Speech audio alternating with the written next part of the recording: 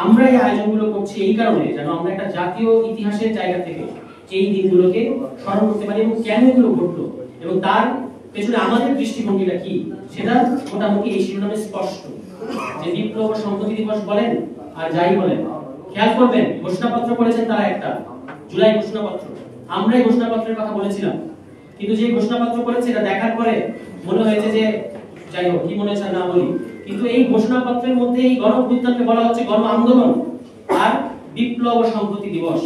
তো বিপ্লব ও সংহতি দিবস মানতে আমাদের কোনো সমস্যা নাই, কিন্তু এই গণ অভ্যুত্থানকে আপনারা বিপ্লব দূরে থাক গণ আন্দোলনও বলতে চান না, এটা কেমন ধরনের সংকীর্ণতা? যে গণ অভ্যুত্থানের পরে আপনারা এখন ক্ষমতায় এক পা চলে গেছেন বলে অনেকে বলে থাকেন, দুজন করে থাকেন। এখন আমাদের এটা কেন ঘটে বারবার? কেন বাংলাদেশের ইতিহাসে এইরকম রক্তাক্ত ইতিহাসের মধ্যে আমরা কেন বারবার পড়ে যাই? এটাই হচ্ছে আমাদের দেখার বিষয়। ওইটা যেটা মুশফিকের আলোচনায় এসেছে যে ইতিহাসের দাগ বা কলিং অফ হিস্ট্রি, এইটা আমাদের রাজনৈতিক দলগুলো, এখানকার শীর্ষ নেতৃবৃন্দ ইনক্লুডিং শেখ মুজিবুর রহমান, আওয়ামী লীগ, বিএনপি কেউ এই ইতিহাসের দাগগুলো ধরতে পারে না।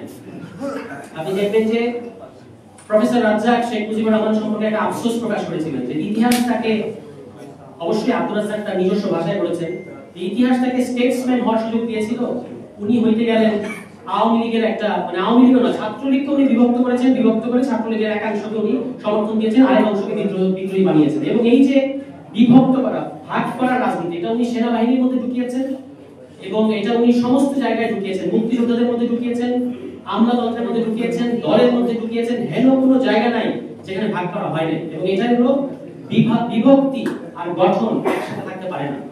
আমরা যে রাষ্ট্র গঠন করতে পারলাম না, এটার কারণ হচ্ছে এই যে আমরা মানে আমাদের এই আওয়ামী লীগ যারা ওই সময় 1971 সালে মুক্তিযুদ্ধ আসলেই দেশ স্বাধীন হতে চেয়েছিল কিনা যেটা সন্দেহ করার যথেষ্ট কারণ আছে, তারা পরিস্থিতির মধ্যে পড়ে গেছে, পরিস্থিতির মধ্যে পড়ে আর এটা মানে বিকল্প কিছু তারা করতে পারে না, যে কারণে তারা তাদের নামটা আমাদের মুক্তিযুদ্ধের, মহান মুক্তিযুদ্ধের সাথে জড়িয়ে আছে নানাভাবে।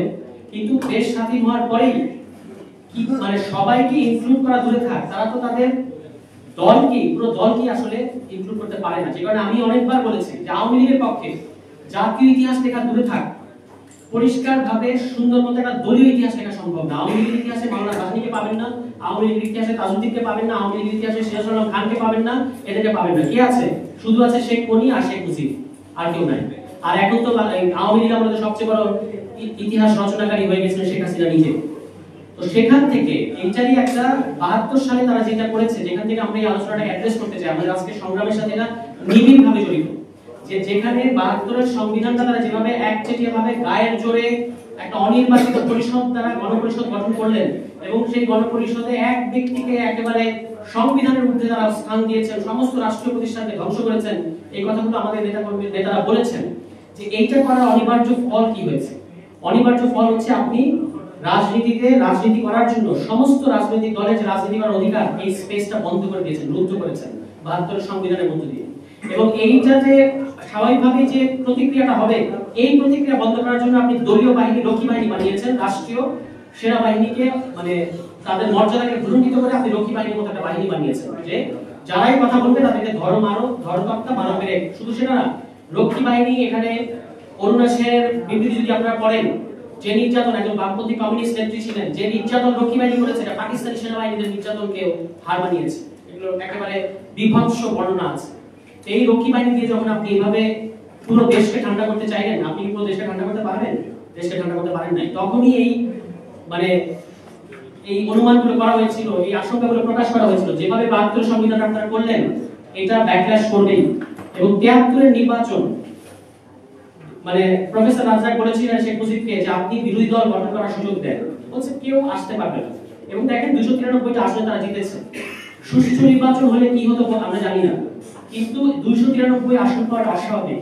হেলিকপ্টার দাউদকান্দি থেকে হেলিকপ্টারে করে ঢাকায় উড়িয়ে এনে ব্যালট বাক্স ওই খন্দকার মোস্তাককে জেতানো হয়েছে। ওই যে বলে না, তোমার এই নদীতে যে গোকুলে বাড়িছে সে, তো আপনি তো ভাই নিয়ে আসছেন। মুশফিক বললেন না যে 75 এর পরে কারা সরকার গঠন করলো, 15 আগস্টের পরে কারা সরকার গঠন করলো, আওয়ামী লীগ সরকার গঠন করেছে। এবং সেই খন্দকার মোস্তাককে তো আপনি নিয়ে আসছেন। এবং এই যে ঘাত প্রতিঘাত, বারবার আমাদের টালমাটাল, আমাদের সেনাবাহিনীকে আন্ডারমাইন করা, যেটা শেখ মুজিবুর রহমান করেছেন, এবং তার ফলে বিক্ষুব্ধ এক অংশ যে ঘটনা 15 আগস্টে ঘটিয়েছেন, নিশ্চয়ই আমরা এটাকে সমর্থন করি না। কারণ মানে যেটা রাজনৈতিক ভাবে মোকাবেলা করার জিনিস সেটা এইভাবে করলে হয় না। তবু যে ঘটনাটা, এই দুঃখজনক ঘটনা ঘটলো, এটাকে আপনি চতুর্থ সংশোধনীকে বাদ দিয়ে বুঝতে পারবেন? ৭৫ সালের 25শে জানুয়ারি যে তারা চতুর্থ সংশোধনী করলো, যার মধ্যে দিয়ে অফিশিয়ালি সমস্ত রাজনৈতিক দলকে বন্ধ করে দেওয়া হয়েছে। সমস্ত রাজনৈতিক দলকে বন্ধ করে এক দল, এক দেশ, এক নেতা, এক সরকার, এটা করেছে তারা। এবং করার ফলে অনিবার্য পরিণতি হিসেবে, দুঃখজনক পরিণতি কিন্তু অনিবার্য পরিণতি হিসেবে 15 আগস্ট এসেছে।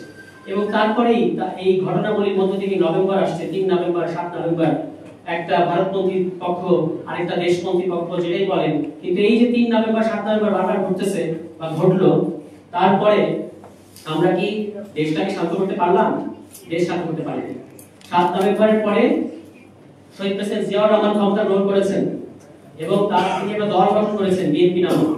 কিন্তু দুঃখের মধ্যে মানে বলতে হয় এটাই যে ইতিহাস যেমন শেখ মুজিবুর রহমানকে স্টেটসম্যানের দায়িত্ব দিয়েছিলেন, তিনি সেটা পালন করতে পারলেন না। শহীদ প্রেসিডেন্ট জিয়াউর রহমানের সামনেও এই সুযোগ ছিল যে তিনি এই 72 সংবিধানটাকে পুরোপুরি ছুঁড়ে ফেলে দিয়ে নতুন একটা সংবিধান করবেন, তিনি সেই পথে হাঁটছিলেন। এটা আমরা অনেকবার বলেছি যে 78 সালের 17 এপ্রিল একটা ফরমান জারি করে তিনি বলেছিলেন সামনে নির্বাচন হবে, একই সাথে গণপরিষদ নির্বাচন, আইনসভা নির্বাচন। তো বিএনপির আজকের নেতৃবৃন্দকে আমরা বলতে চাই, আপনাদের ইতিহাসটা পড়ে দেখেন, এই পথে আপনারা যাচ্ছিলেন, তারপরে কোন এক অদ্ভুত কারণে আবার 79 সালে আপনারা সংসদ নির্বাচনের পথে গেলেন, পঞ্চম সংশোধনীর মধ্যে পড়লেন। এবং পঞ্চম সংশোধনী করার মাধ্যমে কি ঘটলো? পঞ্চম সংশোধনী করার মধ্যে এখন পঞ্চম সংশোধনী তো আসলে অবৈধ। মানে 72 সংবিধানের ভেতরে যদি আপনি থাকেন, থেকে যদি আপনি ওই সংবিধানকে পরিবর্তন করতে চান, এই পরিবর্তন আপনি ধরে রাখতে পারবেন না। এটা কিন্তু আজকে আমাদের বক্তব্য এটা, এবং এটা সাক্ষাৎ নজির হচ্ছে বিএনপি। কিন্তু বিএনপি ইতিহাস থেকে আসলে মানে এটা বলতেই হবে যে কিছুই শেখে নাই। এবং আরো একটা অদ্ভুত জিনিস যে বিএনপি এসেছিল বাকশালের অ্যান্টিথিসিস হিসেবে। বাকশাল মানে একদলীয় শাসন, বিএনপি বলেছে বহুদলীয় শাসন। কিন্তু বিএনপি রাজনীতির মধ্যে আপনি বহুদলীয় গণতন্ত্রের কোনো চিঠিপটা দেখবেন না। কেন দেখবেন না? কারণ আপনি দেখেন আজকে তারা চায় তাদের প্রতীক অন্যদেরকে দিতে। তো অন্যদেরকে যদি আপনি প্রতীক দেন, ছোট ছোট দল, এটা মানে হচ্ছে আপনি একটা মাতসম ন্যায় কায়েম করতে চান। আপনি ধানের শীষ আসলে গিলে ফেলতে চান অন্যান্য প্রতীককে। এটা কি বহুদলীয় গণতন্ত্রের সাথে যায়? মানে এনসিপি আজকে বহুদলীয় গণতন্ত্রের পক্ষে দাঁড়িয়েছে, যে সমস্ত রাজনৈতিক দল যার যার মার্কায় ইলেকশন করতে হবে, এবং এটা না করলে আপনি আপার হাউসে যে পিআর এর কথা আমরা বলেছি সেটাও তো হবে না। আপার হাউসে পিআর এর জন্য তো সব যে দলের, আমি এটা আমাদেরকে অনেক সাংবাদিক আপনারা জিজ্ঞেস করেছেন যে এটার ব্যাপারে আপনাদের মন্তব্য কি, আমি বলেছি যে দলের সারা দেশে 1% ভোট আছে তারা অন্যের মার্কায় ভোট করতে চাইতে পারে না। যাদের কোনো জনভিত্তি নাই, যারা ওয়ান ম্যান আর্মি, মিডিয়ার কল্যাণে, ঢাকার কল্যাণে, ঢাকার সিভিল সোসাইটি সহ বিভিন্ন জায়গায় সেলিব্রেটেড হওয়ার কারণে যারা ব্যক্তি হিসেবে বড় হয়ে উঠেছেন, তারা চায় ধানের শীষে ইলেকশন করতে। কারণ তারা নিজের মার্কায় ইলেকশন করলে তারা জানেন যে ওই এলাকার সবচেয়ে যিনি মানে কম শক্তিশালী প্রার্থী তার কাছে হারবেন।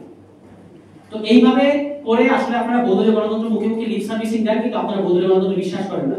বাংলাদেশের এনসিপি বহুদলীয় গণতন্ত্রের পক্ষে কথা বলছে। আমরা বলেছি যে আমরা নতুন দল, এখনো জনগণের পরীক্ষায় আমরা 5 আগস্টে একবার পরীক্ষা দিয়েছি, আবারও আমরা নির্বাচনের মাধ্যমে পরীক্ষা দিতে চাই, কিন্তু আমরা অন্যের মার্কায় কোনোদিনই ইলেকশন করব না, এটা প্রশ্নই আসে না। আমরা শাপলার জন্য এত ফাইট করলাম কেন? নিজেদের মার্কায় করার জন্য। তো বিএনপির কে এটা খেয়াল করতে হবে যে বাংলাদেশের ইতিহাসে প্রত্যেকটা বড় বড় বাক বদলের বেনিফিশিয়ারি বিএনপি। 75 এর বেনিফিশিয়ারি কারা? বিএনপি। কারণ 75 এর পরেই দল গঠিত হয়েছে। 75 না ঘটলে তো বিএনপি আসতো না, প্রেক্ষাপটই তৈরি হতো না। 90 গণঅভ্যুত্থানের বেনিফিশিয়ারি কারা? বিএনপি। তারপর তারা 3 জোটের রূপরেখাকে কিভাবে দুমড়ে মুচড়ে এটাকে নর্দমায় ফেলে দিয়েছে আপনারা সবই জানেন। 96 এর আগেও উপনির্বাচনের মধ্যে দিয়ে তারা বুঝিয়ে দিয়েছে তারা কি করতে যাচ্ছে। মাগুরার যে উপনির্বাচন হয়েছে, ওই উপনির্বাচন যেভাবে তারা কারচুপি করেছে, এর মধ্যে দিয়ে তারা বুঝিয়ে দিয়েছে তারা কি করতে চায়। 96 সালে বাংলাদেশের ইলেকট্রাল সিস্টেমকে 90 পরবর্তী সময়ে প্রথমবার আসলে কলঙ্কিত করেছে কে? এবং এরপরে এই যে 24 এর গণঅভ্যুত্থানের পরে হাউ ইরেসপন্সিবল যে তারা একদিনের মধ্যে সমাবেশ করে বলেছে 3 মাসের মধ্যে নির্বাচন দেয়। এই হচ্ছে বিএনপি। এবং তারা এখন পর্যন্ত এই সংস্কার প্রক্রিয়ায় মুখে মুখে তারা বলে আমরা সংস্কারের জনক, কিন্তু এই পুরো সংস্কার প্রক্রিয়ায় একেবারে বলবো যে মানে এটাকে রুদ্ধ করে রেখেছে এর পথটা বিএনপি। এবং তারা নোট অফ ডিসেন্টের নামে যে জিনিসটা আনার চেষ্টা করছে, অদ্ভুত জিনিস, তারা বলতে চায় যে তারা জনগণের চেয়েও বড়। আওয়ামী লীগ ছিল করোনার চেয়ে শক্তিশালী, আর বিএনপি হচ্ছে জনগণের চেয়ে বড় নিজেকে মনে করে। কারণ আদারওয়াইজ আপনি কি কারণে কিভাবে মানে জনগণ একটা রায় দিয়ে দেওয়ার পরে সালাউদ্দিন ভাই বলে এসেছেন কমিশনে এক কথা, বাইরে এসে বলতেছেন আরেক কথা। কমিশনে তিনি বলেছেন যে জনগণের রায় সার্বভৌম। এখন তিনি আবার বলছেন, তার দলের লোকেরা বলছে কিসের গণভোট? আপনারা আমির খসরু সাহেবের কথা শুনেছেন, কিসের গণভোট? গণভোট কিছু নাই, ইলেকশন হয়ে দিতে পারে এইভাবে, মানে এটা হওয়া না হওয়া যেন সমান। আর ওনারা এখন বলছেন যে আমরা নোট অফ ডিসেন্টের ব্যাপারে আমাদের যে সিদ্ধান্ত সেই অনুযায়ী আমরা করব। এটা হচ্ছে পরিষ্কারভাবে তারা কমিশনকে প্রতারণার কাঠগড়ায় দাঁড় করিয়েছে। আসলে তারা বাংলাদেশের মানুষের সাথে প্রতারণা করতে চাচ্ছে। আমরা বিএনপিকে বলবো যে এই পথ থেকে আপনারা সরে আসেন, কারণ এই পথ বাংলাদেশের জনগণ কিন্তু বরদাস্ত করবে না। তারা একদিনের মধ্যে না ভোটের ক্যাম্পেইন শুরু করে আবার থামিয়ে দিয়েছে এই কারণে তারা বুঝতে পেরেছে যে হাওয়া খারাপ।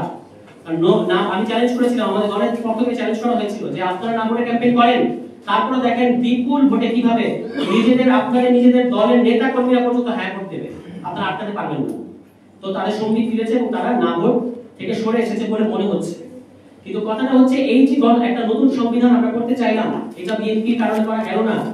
এটার সবচেয়ে সাফারার কিন্তু বিএনপি হবে অদূর ভবিষ্যতে। কারণ হচ্ছে তারা মনে করছে যে তাদের এক পা ক্ষমতায় পার্লামেন্টে তারা চলে গেছে।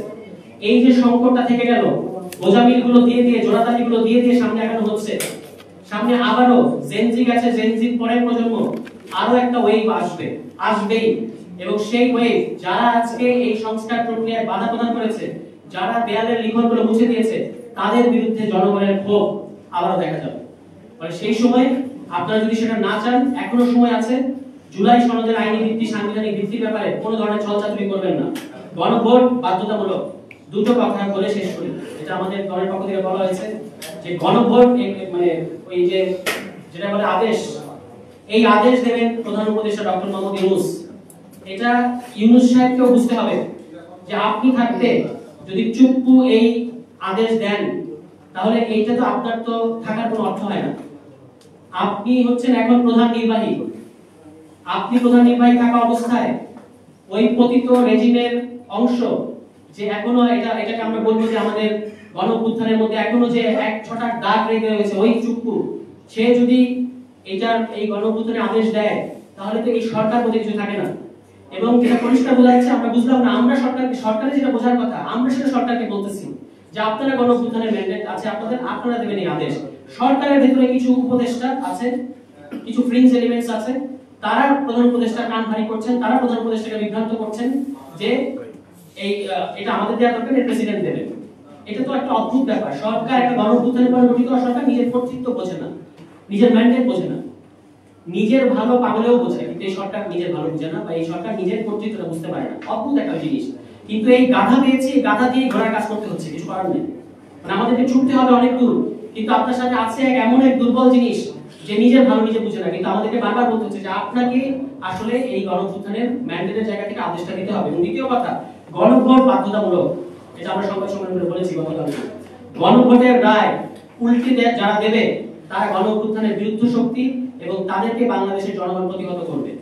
আপনি যদি এককভাবে কোনো দল যদি 300 আসনে যেতে গণভোটের ম্যান্ডেট তারা পাল্টে দিতে পারেন না। ফলে যারা এইভাবে চিন্তা করছেন তারা এখনো বাংলাদেশের গণঅভ্যুত্থানের পরবর্তী রাজনীতিটা বুঝতে পারছেন না। অতি দ্রুত যদি আপনারা হুঁশে আসেন তাহলে বাংলাদেশের জন্য ভালো। এবং এই যে ব্যর্থতার প্রতিদান আমাদেরকে বলতে হচ্ছে, এই আলোচনা করার উদ্দেশ্যই হচ্ছে যেন আমাদেরকে এই ধরনের আলোচনা না করতে হয়।